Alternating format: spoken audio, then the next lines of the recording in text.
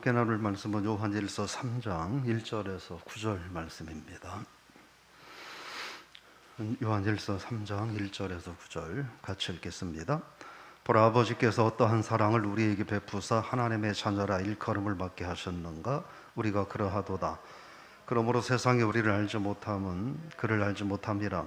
사랑하는 자들아, 우리가 지금은 하나님의 자녀라.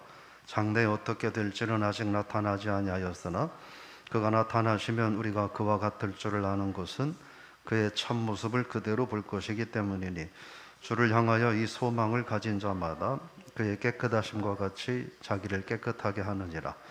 죄를 짓는 자마다 불법을 행하나니 죄는 불법이라. 그가 우리 죄를 없애려고 나타나신 것을 너희가 아나니 그에게는 죄가 없느니라. 그 안에 거하는 자마다 범죄하지 아니하나니 범죄하는 자마다 그를 보지 못하였고 그를 알지도 못하였느니라. 자녀들아, 아무도 너희를 미혹하지 못하게 하라. 의를 행하는 자는 그의 의로우심과 같이 의롭고 죄를 짓는 자는 마귀에게 속하나니 마귀는 처음부터 범죄함이라. 하나님의 아들이 나타나신 것은 마귀의 일을 멸하려 하심이라.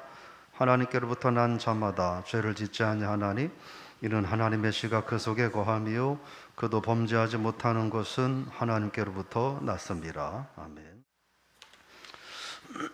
할렐루야. 오늘 말씀의 제목은 구원받은 신앙인의 삶이라는 제목으로 말씀을 나눠보고자 합니다. 오늘 요한 1서 3장에서 하나님의 자녀가 어떻게 살아야 되나 그런 내용을 말을 하고 있습니다.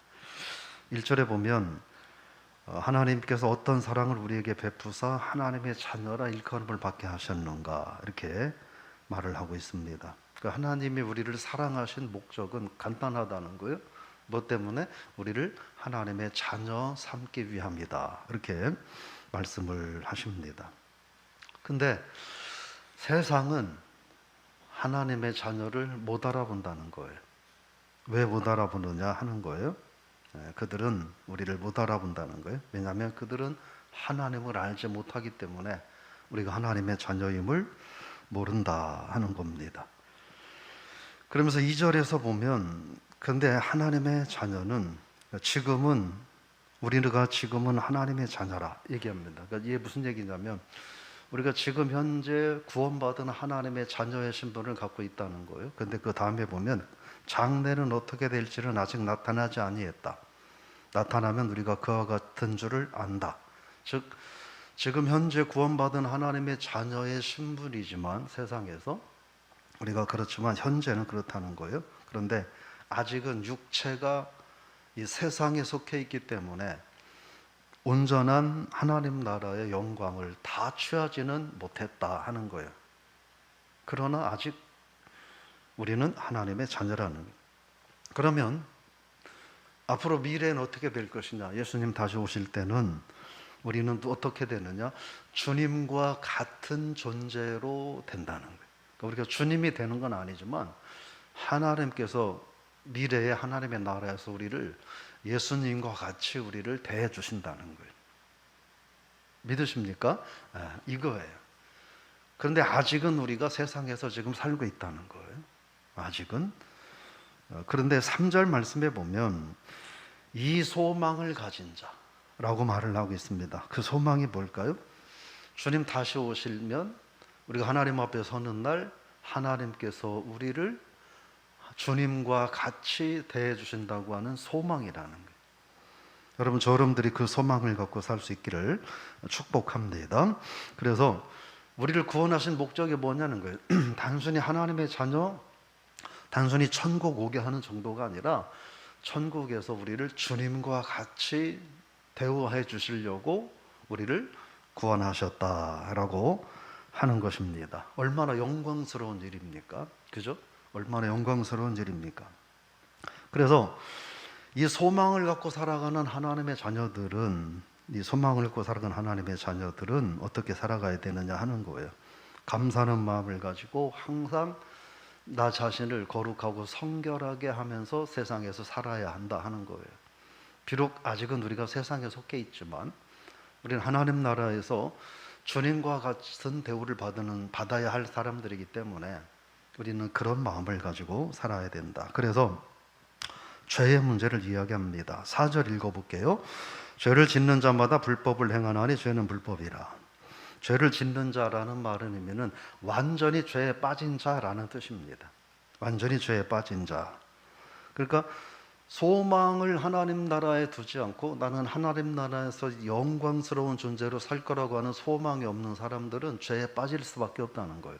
그런데 그런 소망을 가진 자들은 죄를 이기며 살 수 있다. 그래서 뭐라고 말하냐면 불법이라고 말해요. 불법이라고 하는 건 뭐냐면 법을 무시하는 거예요. 법을 무시하는 거예요.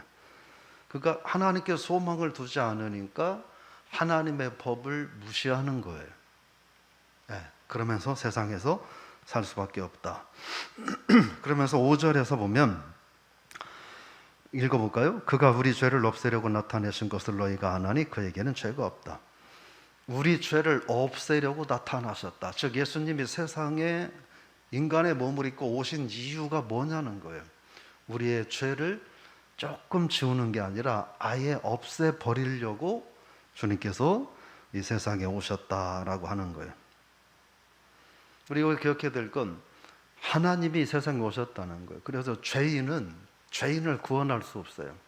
이 얘기를 하는 것은 영지주의자들이 예수님의 신성을 부인하는 말들을 했기 때문에 그 말을 지금 하고 있는 거예요.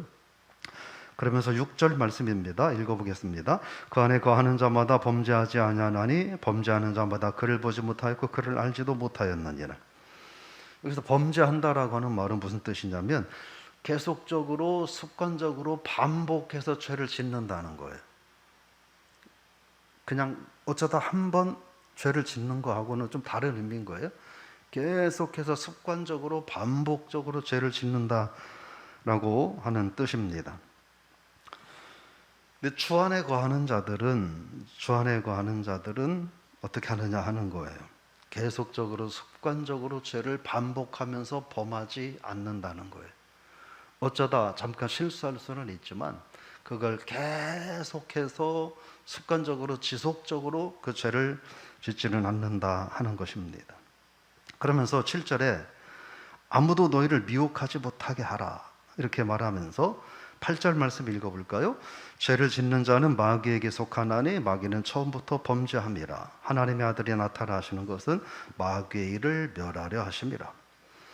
그러니까 습관적으로 계속해서 죄를 짓는 삶은 결국 마귀의 일이라는 거예요. 그리고 습관적으로 계속해서 죄를 짓는 삶은 마귀의 자녀의 삶이라는 거예요. 그런데 주님이 세상에 오신 목적은 그 마귀를 멸하고 마귀가 행하는 그 모든 것을 완전히 멸하기 위해서 오셨다는 거예요. 그러니까 하나님의 자녀들이 지속적이고 반복적이고 습관적으로 죄를 범하며 살 수 없는 이유가 있다는 거예요. 진정한 하나님의 자녀는 주님께서 세상에 오신 목적이 우리를 죄로부터 구원해서 하나님의 자녀 삼기 위함인데 마귀의 일을 대적하기 위함인데 하나님의 자녀가 어떻게 마귀의 자녀처럼 죄를 지속적이고 반복적으로 죄를 범하며 살 수 있느냐. 주님은 그걸 멸하시려고 오셨는데 그런 말씀을 하는 거죠. 그러면서 십자가로 인해서 구원받은 하나님의 자녀는 하나님께로부터 9절 말씀 읽어보겠습니다. 하나님께로 떠난 자마다 죄를 짓지 아니하나니 이는 하나님의 씨가 그 속에 거하며 그도 범죄하지 못하는 것은 하나님께로부터 났습니다. 하나님의 자녀는 지속적이고 반복적인 죄를 지을 수 없다. 지어서는 안 된다. 왜? 그 속에 하나님이 거하시기 때문이다. 이렇게 말씀을 하는 겁니다. 정리해보면 하나님 왜 우리를 구원하셨는가 목적을 명확하게 알 수 있습니다. 단순히 죄로부터 구원하는 것 정도가 아니라 죄로부터 구원하여 하나님의 자녀 삼으시고 세상에서 자기를 지켜 거룩하고 정결하게 살다가 주님 나라 갈 때 주님 나라에서는 하나님께서 우리가 주님과 같은 대우를 받도록 하기 위하여 영광스러운 존재로 만들기 위하여 우리를 구원하셨다고 하는 거예요. 그러나 우리가 이미 영적으로 구원받은 하나님의 자녀이지만 아직은 이 세상에 속해 살고 있기 때문에 그래서 주의해야 될 게 있는데 습관적이고 지속적이고 계속 반복해서 짓는 죄를 범해서는 안 된다 하는 거예요. 왜? 하나님 나라에서 우리는 주님과 같이 거룩하고 영광스러운 존재로 살아야 할 사람들이기 때문에 그렇다는 거죠. 그래서 우리가 세상에서도 그렇게 가능하면 그렇게 살라고 주님께서 자기 몸을 대속해서 십자가에서 대신 죽으셨다라고 하는 것이죠. 그러므로 하나님의 자녀들은 이 말씀을 귀하게 여기고 말씀을 순종하고 실천하는 삶을 살아야 한다. 습관적이고 지속적이고 계속적인 반복되는 죄는 구원받은 하나님의 자녀의 삶은 결코 아니다. 그리고 주님은 그러한 것들을 완전히 멸망시키기 위해서 이 땅에 오셨고 완전히 멸망시킬 거다. 그러므로 구원받은 하나님의 자녀의 삶은 이 교회 다니는 거하고는 좀 다른 차원이죠. 교회만 다니는 것이 아니라 교회를 다니면서 구원받았기 때문에 교회를 다니면서 믿음 생활하는 하나님의 자녀는 거룩한 자녀답게 세상에서 살아야 한다라고 하는 것입니다. 오늘 하루 저 여러분들이 그런 하나님의 자녀의 자긍심을 가지고 하루를 살 수 있는, 그래서 우리가 좀 세상에서는 가진 게 없어도 조금 불편하죠. 그죠? 가진 게 없으면 조금 불편하고 힘이 조금 들죠. 그런데 우리가 그것 때문에 너무 주눅들지 말자는 거. 왜요?